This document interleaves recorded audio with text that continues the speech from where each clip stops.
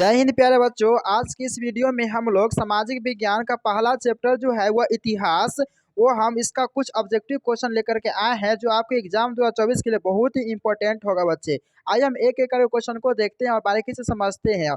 आइए देखते हैं पहला क्वेश्चन क्या कहता है। पहला क्वेश्चन कहता है बच्चे याद रखिएगा कि बियाना सम्मेलन की मेजबानी किसने किया था। जो बियाना सम्मेलन था इसकी मेजबानी किसने किया था, तो याद रखिएगा इसका मेजबानी जो किया था वह था बच्चे मेटरनिक। कौन था बच्चे, याद रखिएगा था मेटरनिक था। ठीक है, तो इसका करेक्टर से क्या हो जाएंगे, एक का करेक्टर से हो जाएंगे वो होंगे ए हो जाएंगे। क्या होंगे बच्चे, तो ए हो जाएंगे। आगे देखते हैं ध्यान से अगला क्वेश्चन। क्वेश्चन नंबर 2 में क्या कहता है, क्वेश्चन नंबर 2 में क्या कहता है बच्चे, ध्यान से देखिएगा कि निम्न में से किस सम्मेलन के जर्मनी की क्षतिपूर्ति राशि को कम कर दिया था।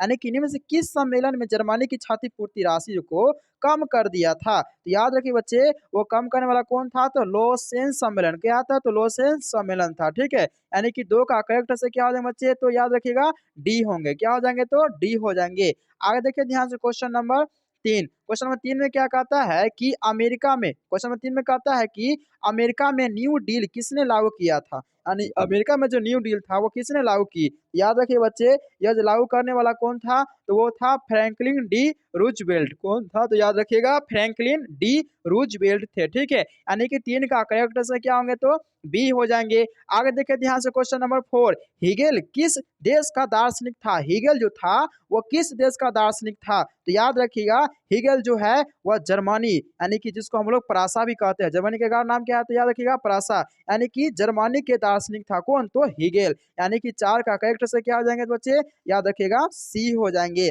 आगे देखिए ध्यान से क्वेश्चन नंबर 5 में क्या कहता है कि वियना कांग्रेस का मुख्य उद्देश्य क्या था। जो वियना कांग्रेस था बच्चे इसका मुख्य उद्देश्य क्या था, तो याद रखिएगा इसका मुख्य उद्देश्य था वह था है ना राज तंत्र की पुनर्स्थापन करना, यानी कि राजतंत्र था उसको फिर से स्थापना करना। ठीक है, यानी कि 5 का करेक्टर से क्या हो जाएंगे, तो सी होंगे। क्या हो जाएंगे, तो सी हो जाएंगे। आगे देखिए ध्यान से क्वेश्चन नंबर 6 में क्या कहता है कि सिकंदर कहाँ का निवासी था। ये सिकंदर जो था वो कहाँ का निवासी था, तो याद रखिएगा सिकंदर जो था बच्चे वह यूनान का निवासी था। कहाँ का था, तो यूनान का।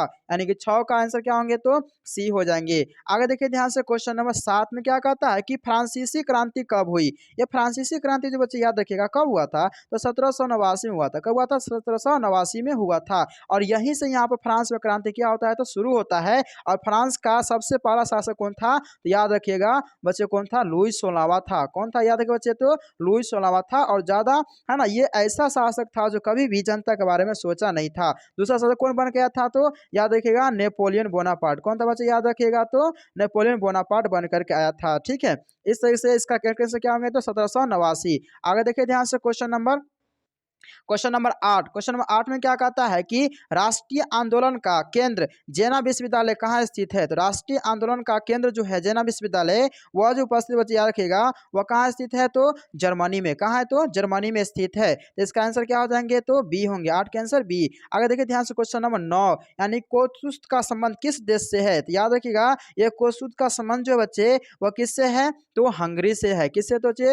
वो हंगरी से है। 9 का आंसर क्या हो जाएंगे, तो डी, यानी कि हंगरी। क्या हो जाएंगे, तो याद रखिएगा हंगरी। आगे देखिए ध्यान से क्वेश्चन नंबर 10 में क्या कहता है, 10 में कहता है कि इटली तथा जर्मनी वर्तमान में किस महादेश के अंतर्गत आते हैं। इटली और जर्मनी जो वर्तमान में किस महादेश के अंतर्गत आते हैं, तो याद रखिए बच्चे यह जो आते हैं यूरोप के अंतर्गत। किसके अंतर्गत है बच्चे, तो यूरोप के अंतर्गत आते हैं। इसका करेक्ट से क्या हो जाएंगे, तो सी। क्या होंगे, तो सी हो जाएंगे। ठीक है, कहाँ, तो यूरोप में आते हैं। आगे देखिए ध्यान से क्वेश्चन नंबर 11 में क्या कहता है वैसे ध्यान से देखिएगा कि 11 में कहता है कि फ्रांस में किस शासन वंश की पुनर्स्थापना वियना कांग्रेस है ना वियना कांग्रेस की गई थी। तो याद रखिएगा यह जो होगा किसके साथ होता है, बुर्बो वंश। कौन है, तो याद रखिए बच्चे वो है बुर्बो वंश के द्वारा। ठीक है, यानी इसका करेक्ट आंसर क्या हो जाएंगे, तो सी हो जाएंगे। 11 का करेक्ट आंसर सी। आगे देखिए ध्यान से मेजनी का संबंध किस संगठन से था। याद रखिए बच्चे ये मेजनी का संबंध जो है ना वो किससे था, तो याद रखिएगा कार्बोनारी से था। किससे था, तो कार्बोनारी से था संबंध। ठीक है, किसको, तो मेजनी से, मेजनी का। तो इसका आंसर आंसर क्या हो जाएंगे तो बी हो जाएंगे। 13 में देखिए, 13 में कहता है कि इटली एवं जर्मनी, जो इटली और जर्मनी है इसका जो एकीकरण के विरोध निम्न में से कौन था? तो याद रखिएगा इसके विरोध में जो था बच्चे वो कौन थे? तो याद रखिएगा वो थे ऑस्ट्रिया। कौन थे? तो वो थे ऑस्ट्रिया थे, यानी इसका आंसर क्या हो जाएंगे तो सी हो जाएंगे। आगे देखिए ध्यान से क्वेश्चन नंबर 14। क्वेश्चन नंबर 14 में क्या कहते बच्चे कि काउंट काबूर, यानी कि काउंट काबूर को विक्टर इमुलियो ने किस पद पर नियुक्त किया था? तो काउंट काबूर किस पद पर नियुक्त किया था? तो याद रखिएगा इसको किया गया था प्रधानमंत्री पर। किस पर? तो प्रधानमंत्री पर किया गया था, यानी इसका करेक्ट से क्या हो जाएंगे तो है ना सी हो जाएंगे। ठीक है, तो काउंट काबूर को विक्टर इमुलियो को किस पद पर नियुक्त किया? तो बच्चे याद रखिए प्रधानमंत्री पर। किस पर? तो प्रधानमंत्री पर। आगे देखिए ध्यान से क्वेश्चन नंबर 15, गैरीबाल्डी पेशे से क्या था? ये तो बहुत बहुत बड़ा क्वेश्चन पूछा जाता है बच्चे, याद रखिएगा पेशे से यह नाविक था। क्या था? तो याद रखिएगा गैरीबाल्डी जो था पेशे से क्या था तो नाविक था। आगे देखिए ध्यान से क्वेश्चन नंबर 16। क्वेश्चन नंबर 16 में क्या कहता है बच्चे ध्यान दीजिएगा कि जर्मन राइन राज्य का निर्माण किसने किया था? तो जर्मन राइन राज्य का निर्माण जो बच्चे वो याद रखिएगा किसने किया था? तो याद रखिएगा वो करने वाला था नेपोलियन बोनापार्ट। कौन था? तो नेपोलियन बोनापार्ट। आप देख सकते हैं यहाँ पे कितना बार क्वेश्चन पूछा गया है। ठीक है, बहुत बड़े क्वेश्चन पूछा गया है, यानी इसका आंसर क्या होगा तो नेपोलियन बोनापार्ट। इसका करेक्ट आंसर क्या होंगे तो बी होंगे। 17 में देखिए जलमेरायन कैसी संस्था थी? तो जलमेरायन जी बच्चे याद रखिएगा यह कैसी संस्था थी? तो याद रखिएगा यह व्यापारियों की संस्था थी, यानी कि जलमेरायन जो है यहाँ पर किसके उद्देश्य में किया गया था? तो नेपोलियन बोनापार्ट जब बने थे वहाँ का सम्राट, कहाँ का? फ्रांस का, तो उसने एक क्या किया था एक व्यापारियों के लिए संस्था बनाया था, उसी संस्था का नाम दिया गया था जलमेरायन। जो जितने व्यापारी थे वो सारा टैक्स और रुपया जो है उसी संस्था में एक रूपता में वहाँ पर देने जाते थे और देते थे, असम में एकता का समान आया था। यानी कि जलमेरायन जो है वो नेपोलियन बोनापार्ट जो थे वो व्यापारियों के लिए एक संस्था बनाए थे। इसका करेक्ट आंसर क्या हो जाएंगे तो बी होंगे। आगे देखिए ध्यान से क्वेश्चन नंबर 18।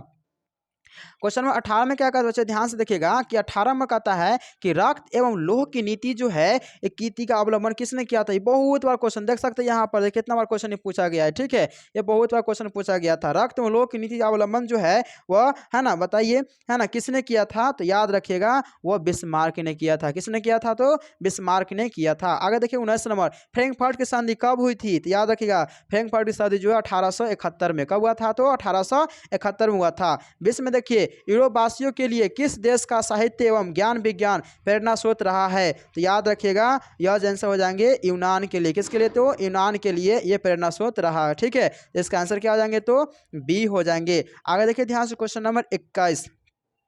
क्वेश्चन नंबर 21 में क्या कहता है ध्यान से देखिएगा कि नेपाल्स की है ना नेपाल्स की क्रांति कब हुई थी? तो बच्चे याद रखिएगा नेपाल्स की क्रांति जो है वह कब हुआ था? तो याद रखिएगा वह हुआ था 1821 में। कब हुआ था? 1821 में हुआ था। आगे देखिए चार्टिस्ट आंदोलन कहाँ हुआ था? तो याद रखिएगा चार्टिस्ट आंदोलन जो है वह इंग्लैंड में हुआ था बच्चे। कहाँ हुआ था? तो इंग्लैंड में हुआ था।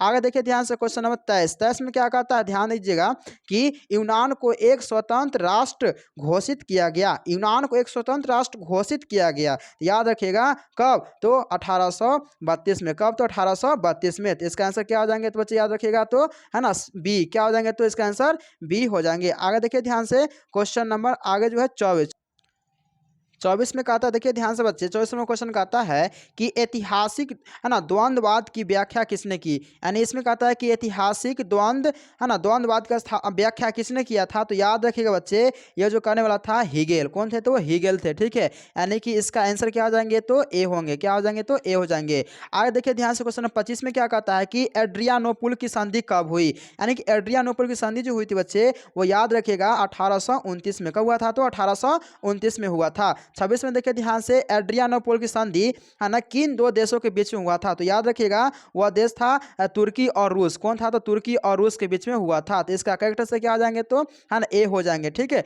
आगे देखिए ध्यान से क्वेश्चन नंबर 27 में क्या कहता है कि सेडान का युद्ध है ना बच्चे याद रखिएगा कि सेडान का जो युद्ध किसके बीच में हुआ था? तो याद रखिएगा सेडान का युद्ध जो तो बच्चे वह हुआ था फ्रांस और प्रासा के बीच में, है ना। याद रखिए बच्चे फ्रांस और प्रासा के बीच में। फ्रांस का दूसरा नाम क्या? जर्मनी भी हो सकता है, यानी फ्रांस और प्रासा के बीच में हुआ था। अगला क्वेश्चन नंबर 28 में क्या कहता है कि किस देश का हंगरी का पूर्ण आधिपत्य था? तो याद रखिएगा वो था ऑस्ट्रिया। क्या था तो बच्चे? वो तो ऑस्ट्रिया था। आगे देखिए ध्यान से क्वेश्चन 29 में क्या कहता है कि पोलैंड के विद्रोह को किसने कुचल दिया था? ये जो पोलैंड का विद्रोह था इसको किसने कुचल दिया था? तो याद रखिएगा ये रूस जो थे वो क्या किया? कुचल दिए थे। तो इसका आंसर क्या हो जाएंगे तो ए होंगे। क्या होंगे तो ए, यानी यानी कि रूस हो जाएंगे। आगे देखिए ध्यान से क्वेश्चन नंबर 30। क्वेश्चन नंबर 30 में क्या कहता है, क्वेश्चन 30 कहता है कि सन 1870 में फ्रांस और प्रसा के बीच युद्ध कहाँ हुआ था। तो याद रखिएगा यह जो युद्ध हुआ था सेडान में। कहाँ हुआ था बच्चे, तो याद रखिएगा यह हुआ था सेडान में। आगे देखिए क्वेश्चन नंबर 31, किस युद्ध के बाद जर्मनी का एकीकरण पूरा हुआ था, यानी कौन सा युद्ध था जिसके बाद जर्मनी का एकीकरण हो गया था। तो याद रखिएगा वह था डी, यानी कि सेडान का युद्ध। क्या था बच्चे, तो सेडान का युद्ध था। आगे देखिए ध्यान से क्वेश्चन नंबर 32। क्वेश्चन नंबर 32 में क्या कहता है कि है ना, यंग यूरोप का संस्थापक कौन था। तो यंग यूरोप का संस्थापक जो था वो याद रखिएगा वह था मेजनी। कौन था, तो मेजनी था। यानी 32 का करेक्ट आंसर क्या हो जाएंगे, तो ए होंगे। आगे देखिए ध्यान से 33, यूरोप का मरीज किसे कहा जाता है। बहुत बड़ा क्वेश्चन पूछा गया है, यूरोप का मरीज किसे कहा जाता है। तो याद रखिएगा यूरोप का जो मरीज है वह तुर्की को कहा जाता है। किसको कहा जाता है, तो तुर्की को कहा जाता है। 34 में देखिए वियना कांग्रेस कब हुआ था। तो याद रखिए बच्चे वियना कांग्रेस जो है वह कब 1815 में। कब हुआ था, तो 1815 में हुआ था। इसका करेक्ट आंसर क्या हो जाएंगे, तो ए होंगे। आगे देखिए ध्यान से क्वेश्चन नंबर 35। 35 में क्या कहता है कि जर्मनी के एकीकरण का प्रमुख वास्तुकार कौन थे। तो जर्मनी के एकीकरण का वास्तुकार थे बच्चे याद रखिएगा वो कौन थे, तो बिस्मार्क। कौन थे बच्चे, तो बिस्मार्क थे। आगे देखिए ध्यान से इटली के एकीकरण में निम्न में से किसका संबंध नहीं है। इटली का जो एकीकरण हुआ था वो 4 ऑप्शन दिया गया, इसमें से किसका संबंध नहीं है। तो याद रखिएगा ये बिस्मार्क का संबंध नहीं था, है ना। तो इसका आंसर क्या हो जाएंगे, तो ए होंगे, यानी कि बिस्मार्क हो जाएंगे। आगे देखिए ध्यान से क्वेश्चन नंबर है ना 37 में क्या कहता है, 1830 की क्रांति के बाद फ्रांस में किस प्रकार का शासन स्थापित किया गया था। तो याद रखिएगा किस प्रकार शासन स्थापित किया गया था, संवैधानिक, है ना, राजतंत्र। कौन था, तो संवैधानिक राजतंत्र, यानी कि इसका करेक्ट आंसर क्या हो जाएंगे, तो बी होंगे। 38 देखिए जर्मनी के एकीकरण के लिए कौन उत्तरदायी था। जर्मनी के एकीकरण के लिए बच्चे याद रखिएगा जो उत्तरदायी था वो कौन था, तो याद रखिएगा बिस्मार्क था। कौन था, तो बिस्मार्क था जो जर्मनी के एकीकरण के लिए यह उत्तरदायित्व था। आगे देखिए ध्यान से क्वेश्चन नंबर 39।